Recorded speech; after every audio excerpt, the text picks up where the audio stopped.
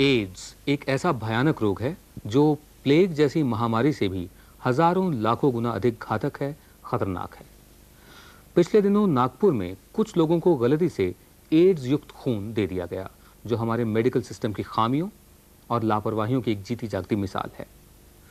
नागपुर से लापरवाही और संसाधनों की कमी की इस कहानी को सुना रहे हैं राजेश बादल।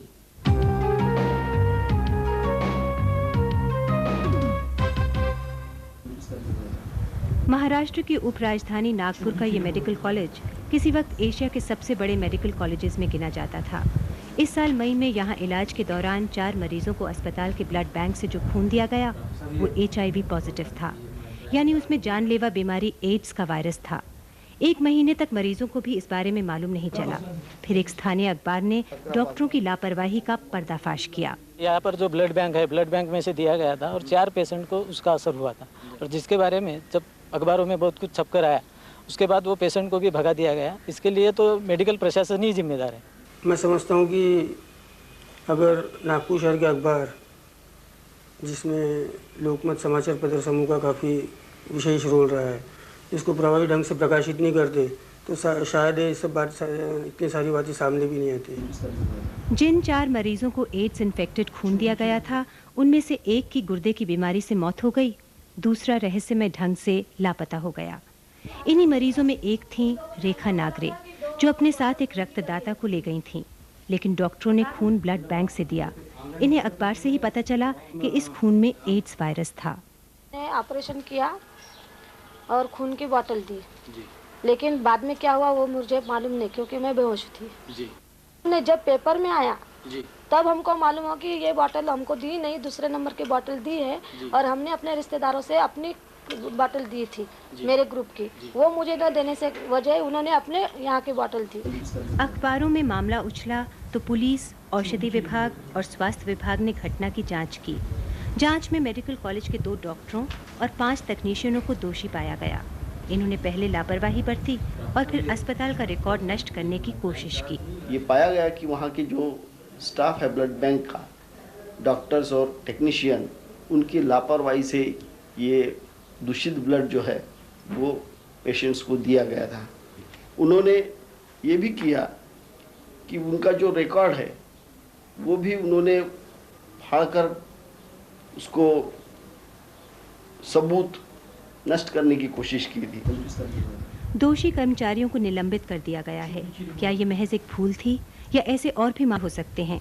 क्या ब्लड बैंक में खून का नियमित एड्स टेस्ट किया जाता है? अस्पताल के अधिष्ठाता ने गोपनीयता के नाम पर परख की टीम से बातचीत करने से इनकार कर दिया। दोषी कर्मचारियों में से एक ने बात की, लेकिन उसे ये मालूम नहीं था कि अधिष्ठाता बात नहीं करना चाहते, और उसने अनजाने ही अस्पताल की असलियत सामने रख दी। टेस्ट ब्लड बैंक में अभी तक मेडिकल कॉलेज में तो नहीं किया जी। ये HIV टेस्ट माइक्रोबायोलॉजी में सर्वाइवल सेंटर है, एड्स सर्वाइवल सेंटर जी, वहाँ पे की जाती है। वहाँ से आमतौर पर कितने समय में रिपोर्ट मिल जाती है? हम सवेरे सैंपल 10 बजे भेजते हैं जी, तो वो शाम तक 5:30 बजे तक आ जाते हैं, यानी 10-12 घंटे में। हाँ, लेकिन इमरजेंसी केसेस जो होते हैं, इमरजेंसी पेशेंट्स होते हैं, उनमें क्या होता है? क्या वो सबके HIV टेस्ट हो जाते हैं? नहीं, इमरजेंसी में वैसे कोई अभी तक तो नहीं किया, लेकिन वो कुछ सुविधाएं है जी, तो उसके बारे में ज़्यादा मालूम नहीं है। क्या ये समझा जाए कि ना सुविधाएं पूरी हैं, ना जानकारी? इमरजेंसी केसेस के लिए ब्लड बैंक का खून पहले से जांचा जा सकता है, और एड्स परीक्षण में इतना वक्त भी नहीं लगता। शीघ्रता से हो सकती है, इतना समय लगने का कोई कारण नहीं है, क्योंकि मैं खुद करता हूँ एड्स टेस्ट। 2 घंटे में रिपोर्ट मिल सकती है। पेशेंट का ब्लड लेने के बाद 2 घंटे के अंदर रिपोर्ट तैयार हो सकती है। अगर मेडिकल में जहाँ की ब्लड बैंक्स हैं, जो भी मेडिकल कॉलेजेस हैं, इंस्टीट्यूशंस है, वहाँ अगर एक round the clock 24 hour service जैसी रखी जाए टोटली एड्स टेस्टिंग के लिए, और वहाँ फुल इक्विप्ड स्टाफ रहे। घटना के बाद बैंक का लाइसेंस रद्द कर दिया गया। फिर कुछ ज़रूरी शर्तें पूरी होने पर ये लाइसेंस बहाल हो गया। ब्लड बैंक को दोबारा शुरू करने पर स्थानीय अखबारों ने सवाल उठाए। दूसरी ओर अस्पताल में आने वाले मरीज कर्मचारियों के रवैये से परेशान हैं, और घटना के कारण उनमें दहशत है। लोग इसके बारे में यही सोचते हैं कि यदि इस तरह से ऐसा ही बर्ताव पेशेंट के साथ होता है तो इसके बाद पेशेंट इस हॉस्पिटल में आना छोड़ देंगे। मैं आज 10 दिन हो गया अस्पताल में, यानी मेरी भतीजी जल गई है, उसके लिए डोनर मैं ढूंढना चाहता हूँ, लेकिन मुझे कुछ डोनर मिला नहीं। मैंने 10 आदमी ले जाके खड़ा किया, लेकिन डोनर वो नहीं लेना चाहते। हमें ऐसे आदमी नहीं होना और वैसे आदमी नहीं होना, ऐसे कहलाते हैं और वापस कर दी चुकी है। पेशेंट की भी बहुत सारी शिकायतें कि हम पर सही तरह से उपचार नहीं हुआ है। अब क्या लोग उसी मात्रा में आ रहे हैं, उस तरह से आ रहे हैं? लोगों को तो इसकी जानकारी नहीं है। ग्रामीण में जो गाँवों में बसे हुए लोग हैं उनको तो इसकी कोई कल्पना नहीं है। शहर में जो लोग बसे हैं उनको पता है, थोड़े बहुत तो कुछ प्राइवेट में जाते हैं, मगर जिनको कोई चारा नहीं वही इस हॉस्पिटल में आते हैं। उधर डॉक्टरों की लापरवाही से जानलेवा एड्स के शिकार हुए मरीज बिल्कुल अलग थलग पड़ गए हैं। अब तक सामान्य चलती आ रही उनकी जिंदगी सामाजिक अपमान का निशाना बन गई है और अपनी अंतिम घड़ियां गिनने के सिवाय उनके पास और कोई चारा नहीं है। अभी हमारे सब रिश्तेदार आने रहे और एक तो हमारे पीछे 3 लड़कियां हैं, तो हमारी तो बदनामी हो गई ना।